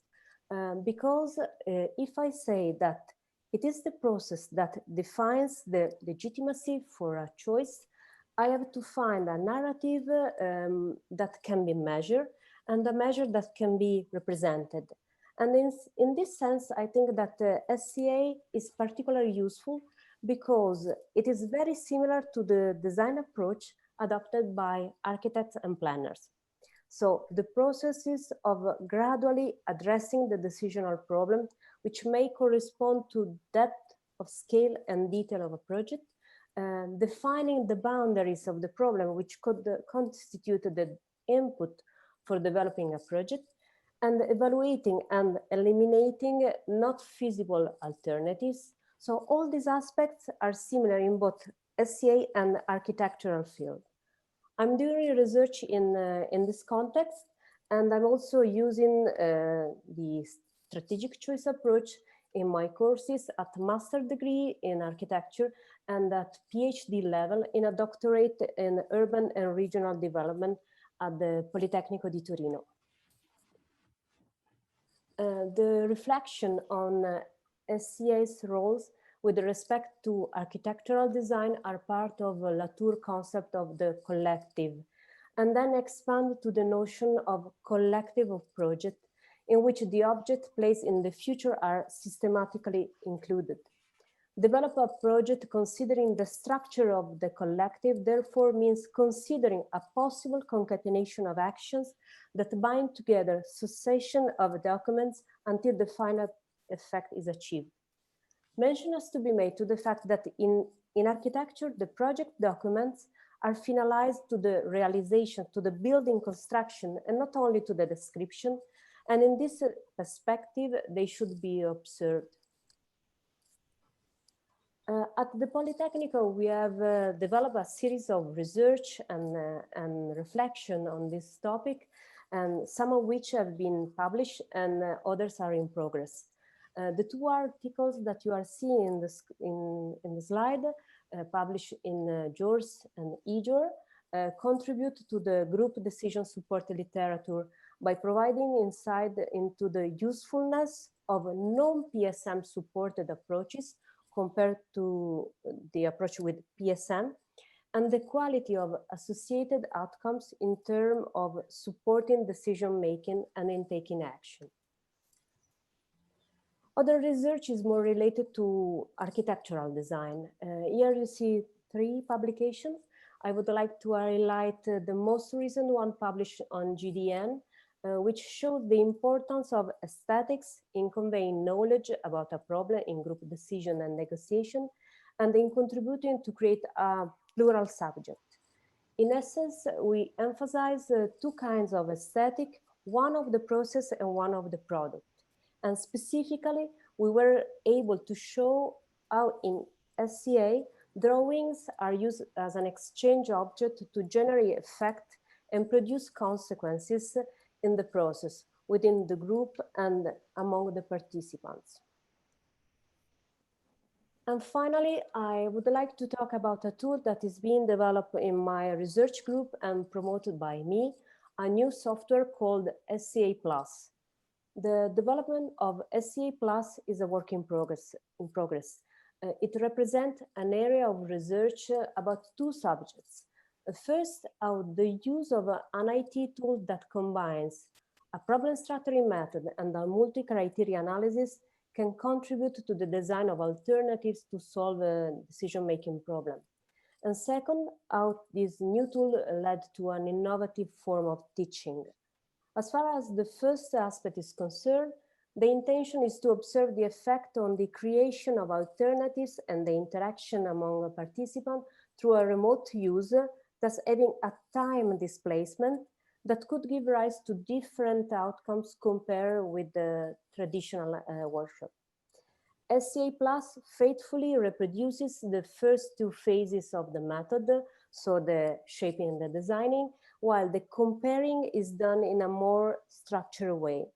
And the final result is a ranking of the decision scheme identified. So to conclude, with the reference to future perspectives, there are a number of issues that are emerging which represent a challenge, I think, for our research. First, we are called to improve our ability to respond to the objective of sustainable development, as Jonathan Rosenthal said about the climate change, and in particular SDG 11, sustainable cities and communities. This is directly related to the request of innovative business model influenced by the new paradigm of the economy, such as circular economy. There is for sure the need to address the issue of equity in a perspective where the flow of goods and people can only increase. And finally, all these issues have to be considered within a framework which demand new market strategies. So what I aim to do, therefore, is better understanding the potentiality of our research in delivering evaluative framework which can lead to the design of integrated approaches. So thank you. And sorry if I read a part of my presentation, but I've been a little bit embarrassed to be among all Brit, and I'm the only one from Europe. Thank you. Thank you very much, Isabella. I'm mindful that we've actually expanded these discussions as we've gone along during this session. We do have a case study from Brian Jenkins, which we'll run as a video. What I suggest we then do is have a short break, perhaps just a 5-minute break after the video, and we will probably compress the discussions slightly shorter than I think it was a fat half hour we described. But I'm deliberately not putting in a big Q&A now because I'd like all that energy, which I'm sure has been building up over the last 40 minutes, to be directed into the discussions of what we do next, which I will introduce before we break up into small groups. But I thought I should let you know where we were on the times. So I think Tati is going to unleash a video. And thank you very much to our live presenters. I think that was fascinating and some very different slants, but I'm sure there are quite a few common points have emerged. Tati.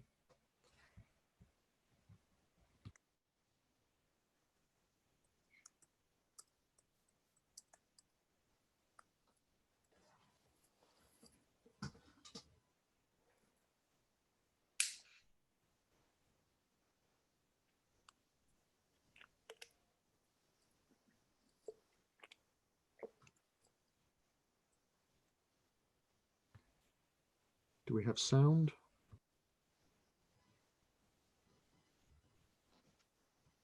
We do not have. Okay, I think we'll be relaunching that shortly.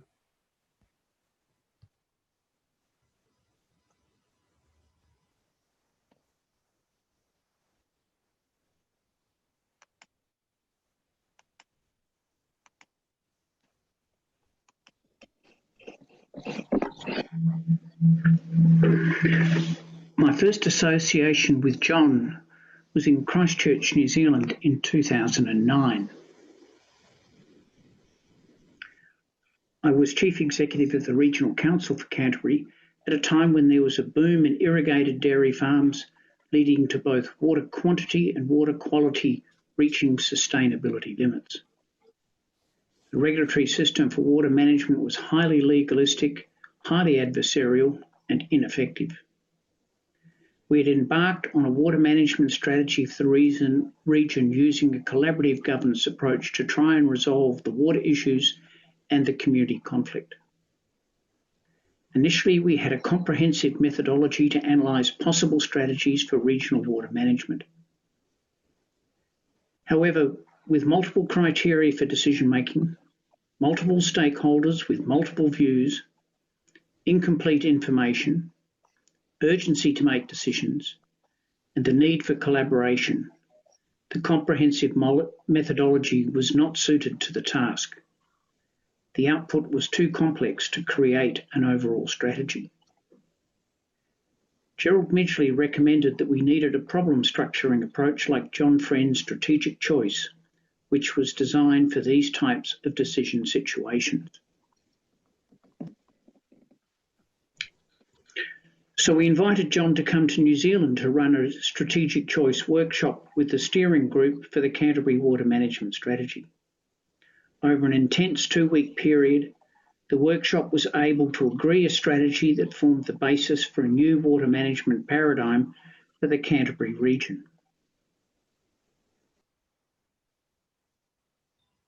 Rather than the traditional decision process of define the problem, develop alternatives, evaluate alternatives and make decision, strategic choice considers multiple problems are to be addressed and comprises 4 modes of shaping, designing, comparing and choosing in order to deliver a commitment package including multiple decision outputs.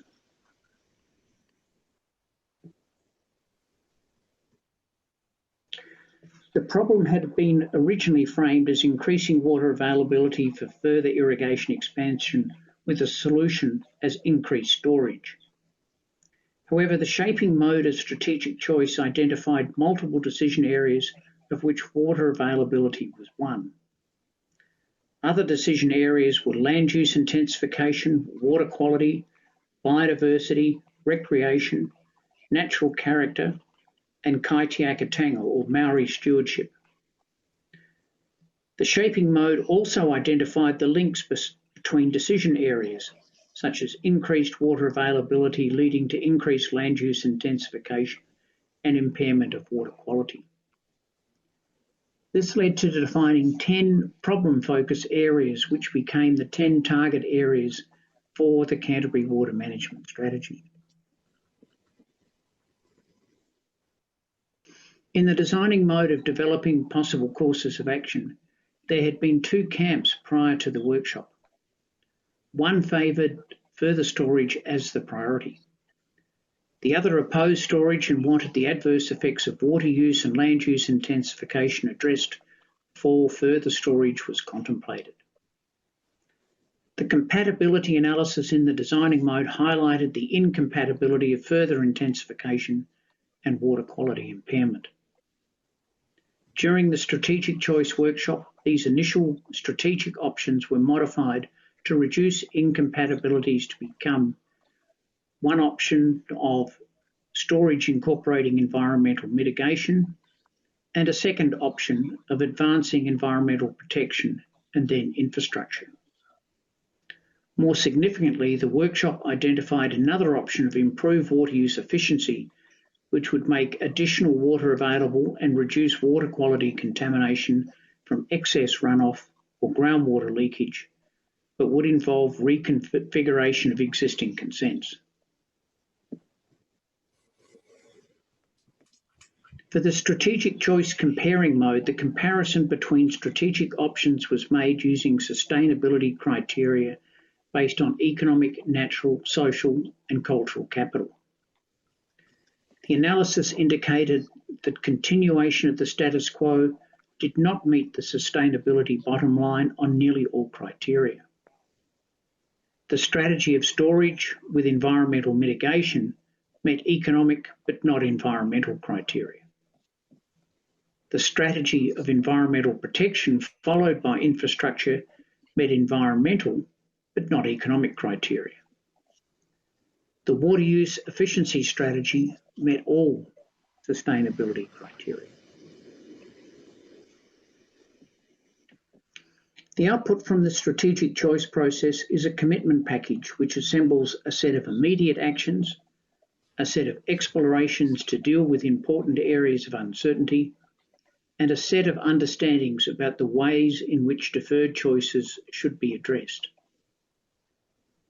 The commitment package for Canterbury water management included early actions, such as immediate steps to address biodiversity loss, explorations in response to uncertainty, such as modelling nitrate contamination, and arrangements for deferred actions in establishing zone committees as a collaborative mechanism to develop implementation programs.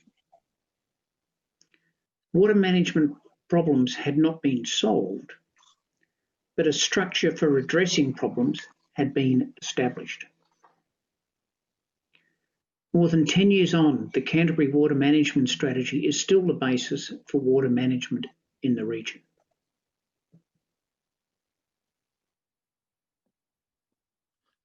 John's contribution is of international significance, and I am delighted to contribute to the celebration of his 90th birthday. Thank you.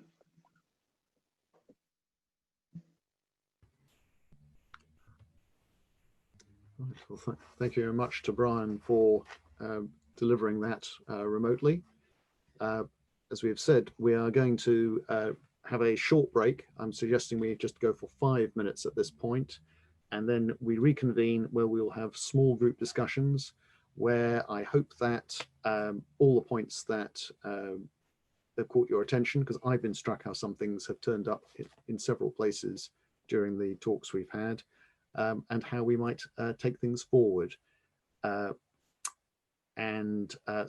if we can reconvene at, let's see, my watch is slightly fast. If we aim for 4:30, if we aim for 4:30, and then we will start the small group discussions. Thank you very much. Right. Hello, I hope you can hear me because I've had some odd messages appearing in the break. It's now just gone 4:30. I need to confirm with our hosts at the OR Society if we are able to break up into small groups. I believe there's been some problem with communications. Yeah, we are, if we need to do some breakout groups now. Yes, mindful that we had slightly more on the talks than we'd anticipated, I'm minded to shift to 20 minutes rather than having 30 minutes for discussion. But the way this will work, if the technology holds up, is we will be broken up into small groups, which will enable discussion.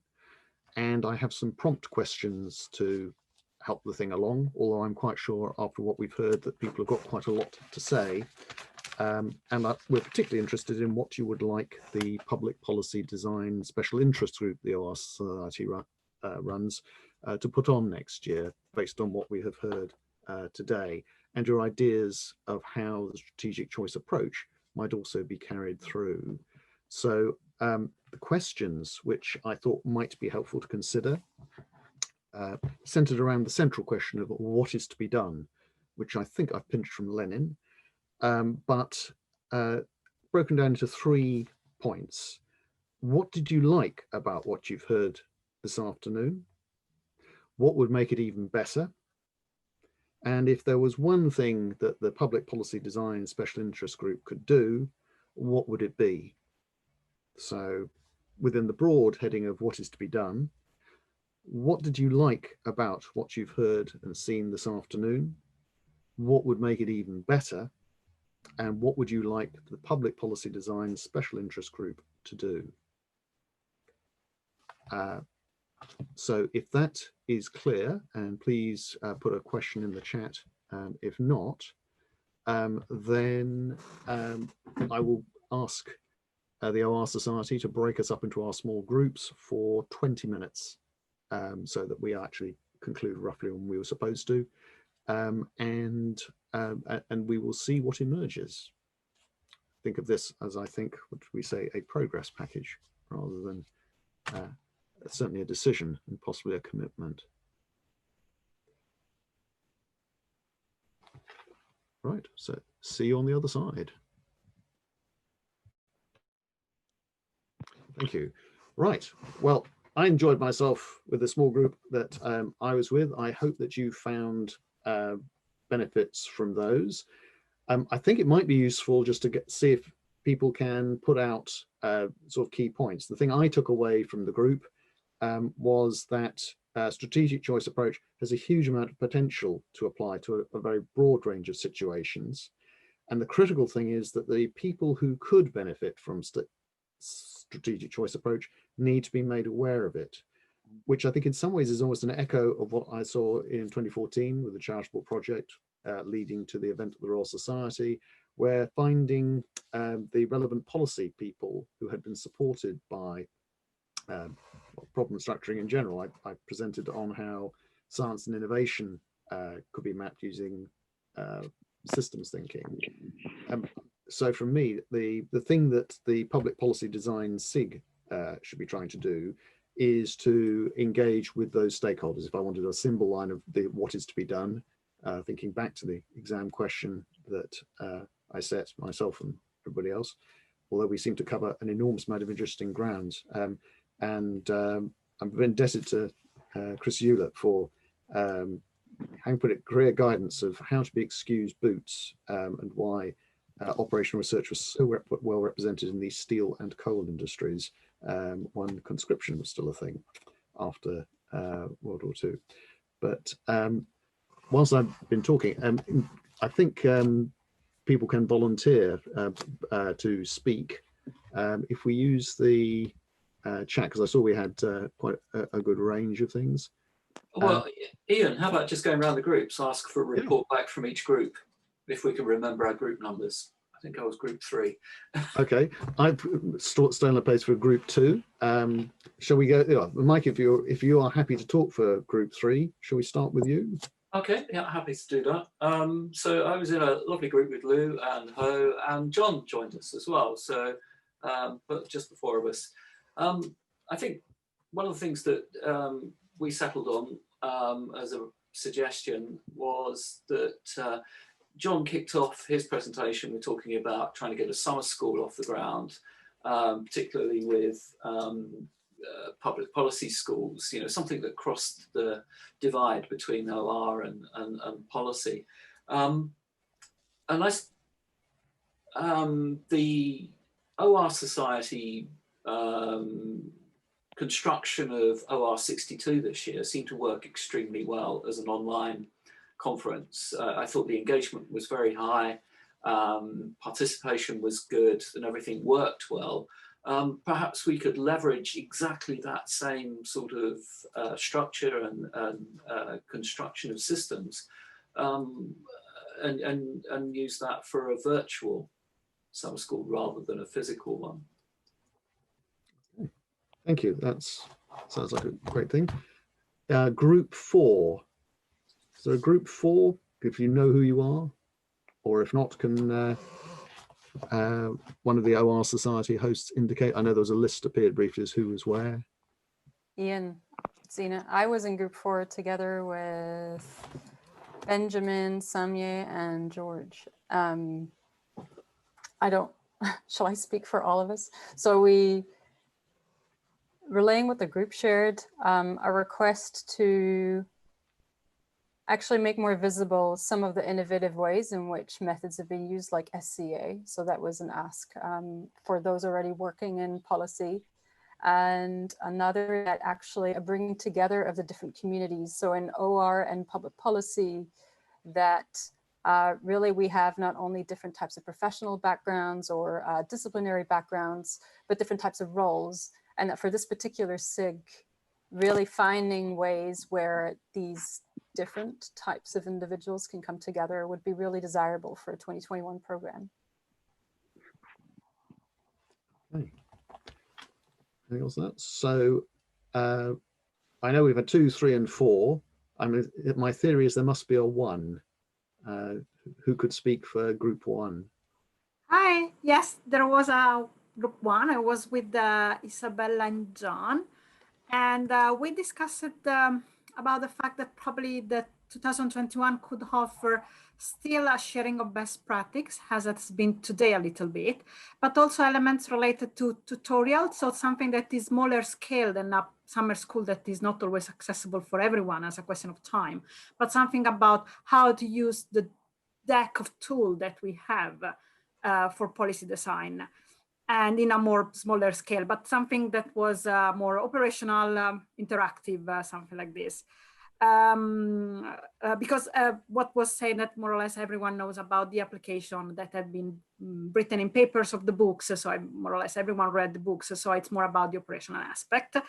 And we were talking also about including the social part of the policy design. So having strict contact with the stakeholders and also elements of how this could be done or not.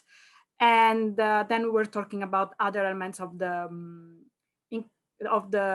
strategic choice approach, like for example, Isabella, new tool and other experiment or exploration that seems I probably have.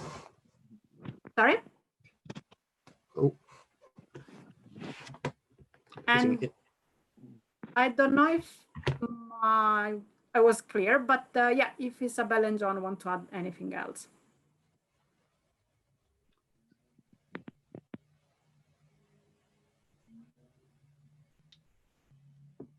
Okay. Am I being asked to? Yes, I think that you're on, John.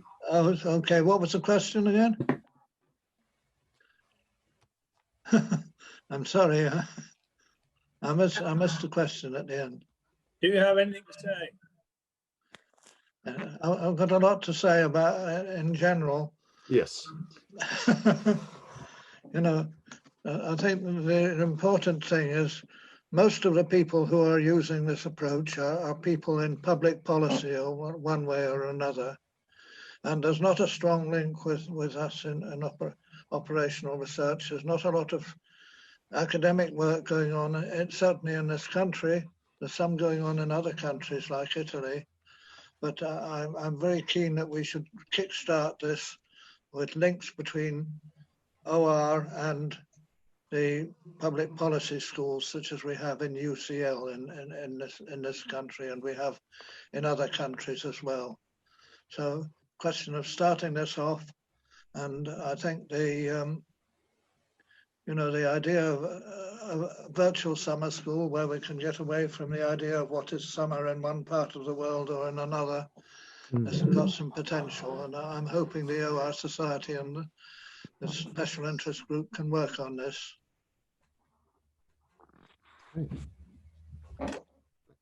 Thank you, John.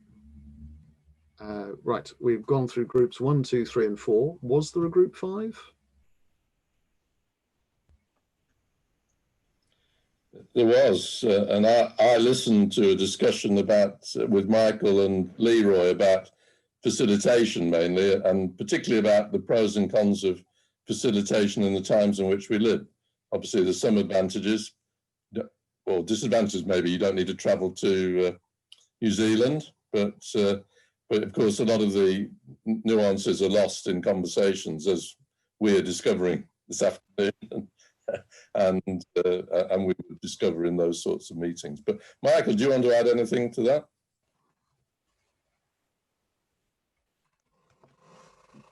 Who's that to?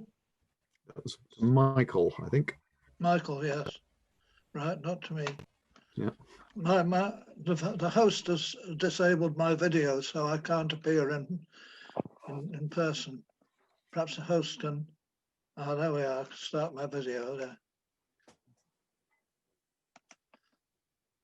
I'm back. Okay. Yeah, I think it was a question to Michael Yeoworth, was it? Well, now you're back. Can we all say happy birthday to you? Yes. Happy birthday. Happy birthday, John. John. Happy birthday. Thank you. Birthday, John. Thank you. Going back to Graham's point.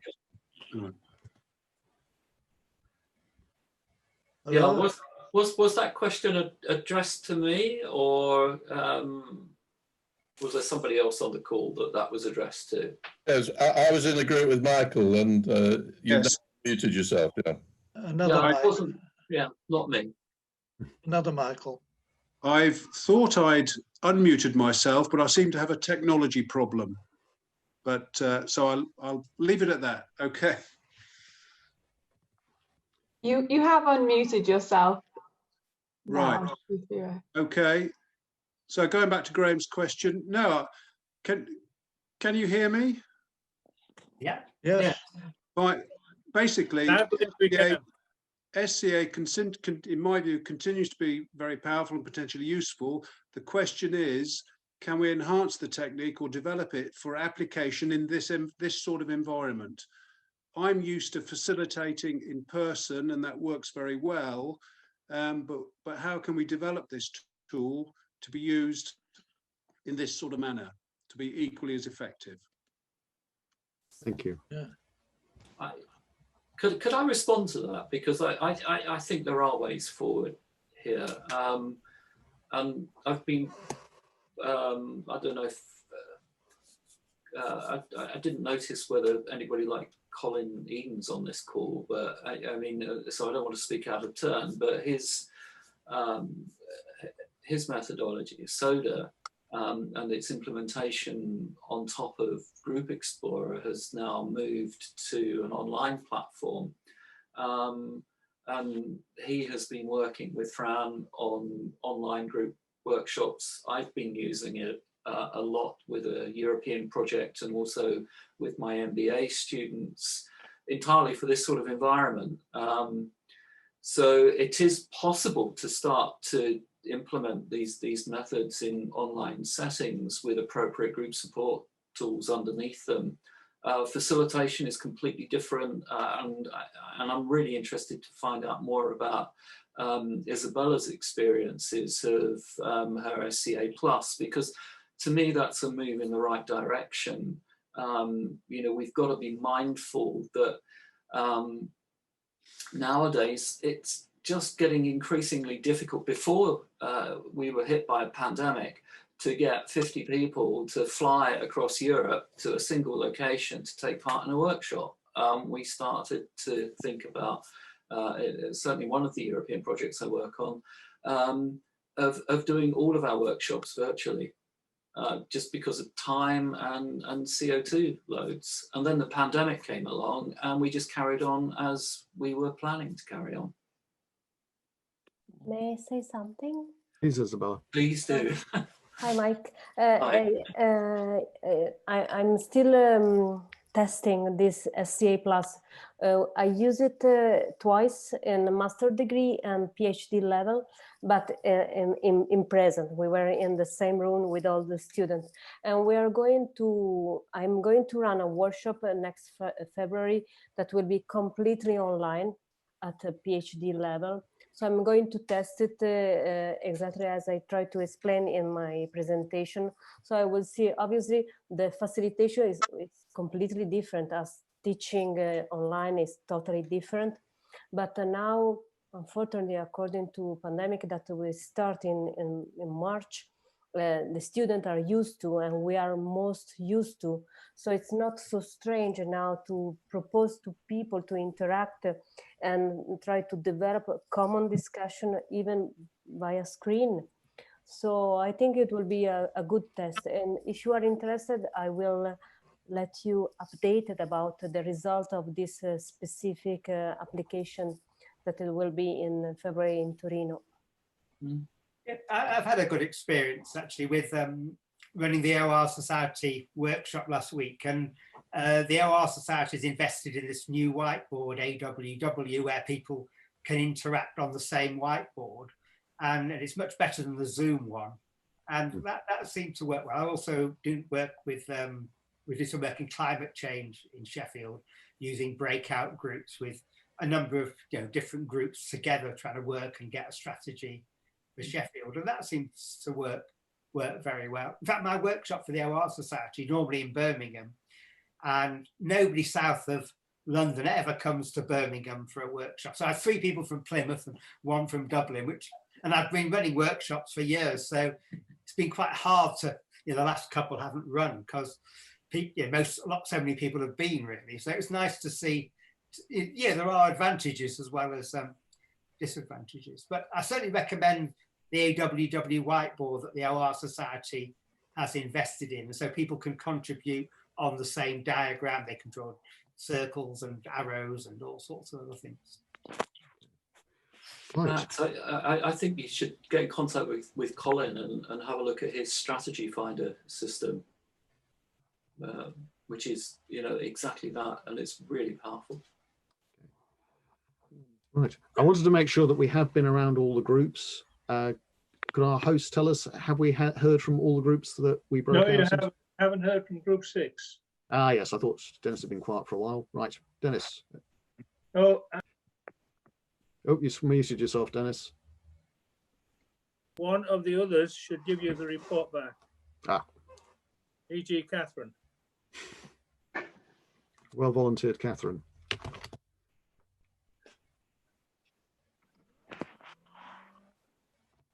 You're muted. Hello. Okay. Well, what I said actually was that what this afternoon has shown is that strategic choice approach is as powerful now as ever, as relevant now as ever. But somehow people need to be made aware of it. So that's very much an awareness raising role for it. Dennis made the point that it's important to use the same vocabulary that your audience is needing to hear, so that we need to sort of adapt perhaps the words and phrases used to make it more appealing. And I suppose the final thing, which again is based on my experience, is that actually just making the space within people's working lives. I worked in local government for strategic work as well as the technical is a big challenge, because there is quite a focus on technical guidance, technical advice, and somehow just making space to think about problem structuring and the strategic sort of approach. It is a challenge and remains a challenge for this group to break into it, if you like, it being used more widely. Eleanor might want to say a bit more. Yeah. Come on, Eleanor, come on. We're relying on you. Hi, I don't really have anything to add over what Catherine has said. She has summarised what we discussed. Coward. Could I follow up on Catherine and Dennis's excellent point there? Is that all right, Ian? Yes, I mean, that's fantastic. Fine. Super. So this is a personal reflection. I don't mean to claim this is how everyone else on the call is experiencing it. But 2 things about the software we use and the way the methods develop and evolve and find relevance and value in practice. With strategic choice, it feels to me like much of the original work over time, taking Leroy's comments on temporality, that because of just how our working environments have changed, we sometimes don't have the capacity to run them at the same time frames in exactly the same ways that the method originally was formalized. So we find ourselves drawing on parts of it as we need to, and that's both in national government and local government work.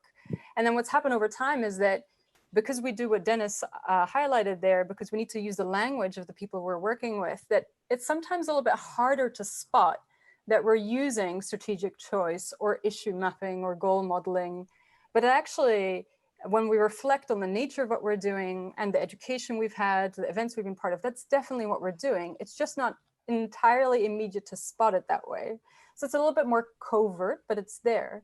And I think that that means a few challenges for the society, for OR professionals, and for the SIG. One is, how do we make visible this work that's happening? Because it's challenging to know exactly who to invite into the conversation and who to like just make sure we can showcase. So that's one challenge that the SIG that we have to take on as a role. And the other is in terms of learning about the practice. While traditionally there was a really clear like-for-like match between a method and the software that was developed, we've just heard it, that actually people are being super creative. I had similar experiences, and these are only mine, but across the call, so many. Over the past year, 4 different OR projects where we're using different kinds of online tools, and none of them are explicitly tools for OR. These are collaborative brainstorming tools, collaborative design tools. They're called Miro, Mural, whiteboards.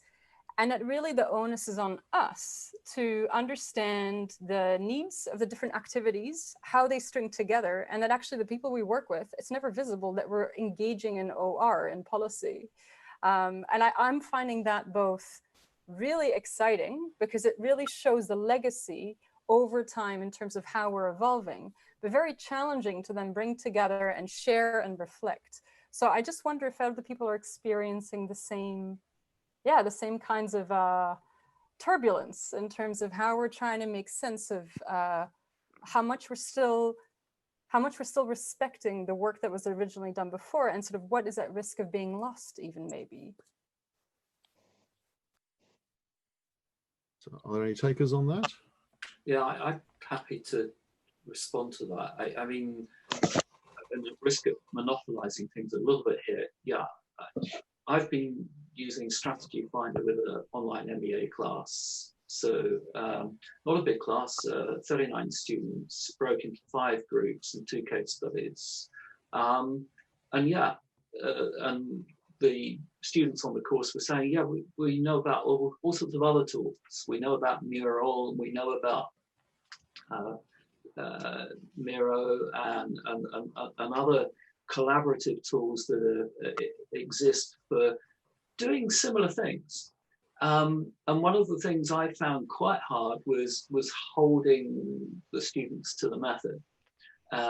Because if you like, tools like Mural are general purpose and they're very good and creative and enable you to do lots of different things. But getting them to focus down to do something specific, to implement a particular way of thinking about a problem structuring method is quite difficult. You know, so I have a particular way of doing hierarchical process modeling, for example, and it's incredibly difficult to do that in Mural, but works really well in Strategy Finder. So that is a challenge, you know, sort of working out how to not just get lost in the lovely glossiness of some of these online tools, and not lose the method as well. Okay. Thank you, Mike. I want to make sure we have now, I think, been around all the rooms. I'm aware we are actually going past. I'm quite happy to keep talking as long as the Zoom license lasts and people want to keep talking. It's very much the tradition of being chased out of the Royal Society by the staff bearing vacuum cleaners and that. But I certainly don't want to suppress debate whilst we are actually and discussion whilst we're here. So are there any other points anybody thinks should have been raised that haven't been as yet? Yeah. Oh, Dennis. Can I go back to the point? Dennis first. No. Let whoever going first. That's John. Okay, John. Oh, thank you, Dennis.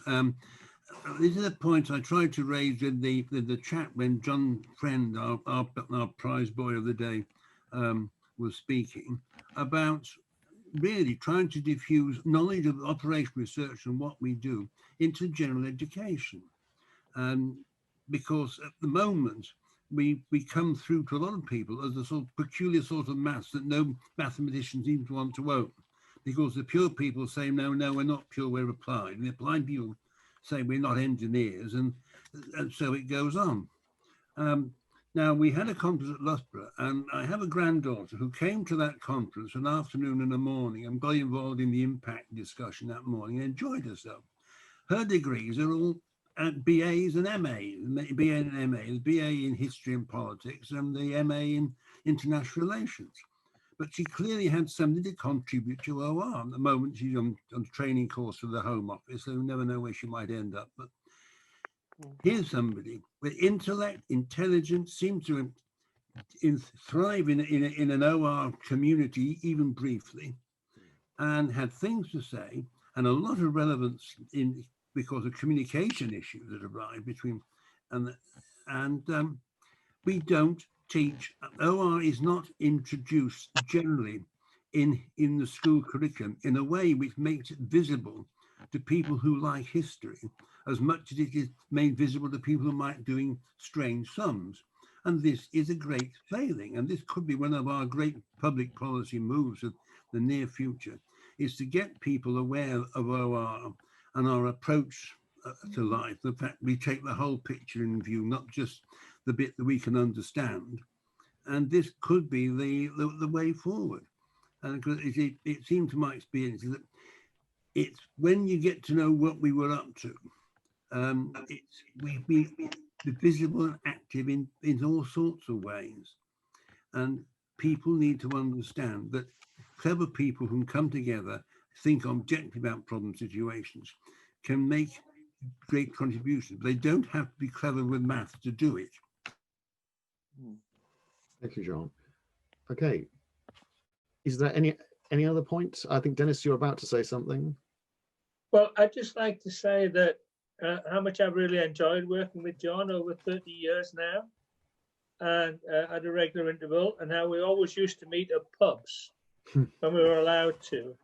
And as it happens, just this evening, Peter Tuddenham, who is a recent president of ISSS, and very keen on using social media platforms, we are going to have a Friday night pub sessions. And ISSS operates all around the world, so the timings are different in different places. But for here in the UK, it's 8 p.m. So the thing about ISSS is it's more open to membership. I honestly can't afford to join OR because it's too bloody expensive. And so I think there are a couple of things that you need to learn about that. The idea of having a pub session where people can just come on and chat about things rather than have formal presentations. Having said that, I really enjoyed the presentations today, and I'd like to congratulate you on the whole format and how it worked. So yeah, I think that you need a couple of formats, and the way to get involved in that is to send me an email. As I mentioned on the chat, the ISSS conference is in Hull next year, which some of you might be able to get to in person. And secondly, that in a year or two's time, we might have one in France. We've never had one in France before. I don't know how strong OR is in France, but I think it would be really important. And if somebody has to teach an undergraduate class or a master's class, and they want to draw on primarily John's work and experience, I do have a methodology which I used over many years, and I would be willing to share it with them if they would like to, and they would feel free to adapt it in any way they would like to do. So thanks again. Happy birthday, John, and thanks everyone else on behalf of John and everyone and his family for contributing today. Thank you. I think we have exhausted what I was hoping we would cover today. I don't know if Ina has any final words, or shall we conclude at this point? I can make it really, really short. So rather than give a detailed overview, so thank you everybody. And John, thank you. This is incredibly long. We'll come back to you in a moment. I think that in terms of what will happen, we do have a program of, we had a proposed program of work. What we're going to do is we're going to go away and just make sure that that matches with what we've heard today. Don't forget that there's a Euro in the summer. There are other events coming up. And actually, just John, to come back to you, I think that the SIG the SIG only exists because of the work that you have done, because of the work that you put into making it possible. I think anyone who on their 90th birthday chooses to be this committed to making sure that analysis is used for the improvement of public value and good, it's incredibly moving and inspiring. And thank you so much for you taking time today to be here with us. We assure you and promise you that we will take that energy and try to amplify and multiply it by at least as many people who are here on the call. And that as your Christmas present and New Year's present, please go and take it easy. And when you come back, we'll give you an email with an update of all the things we have planned. And I hope that that will be something to just make sure that you can smile now and go and spend time with your family. And so thank you everybody for being here today. It was phenomenal.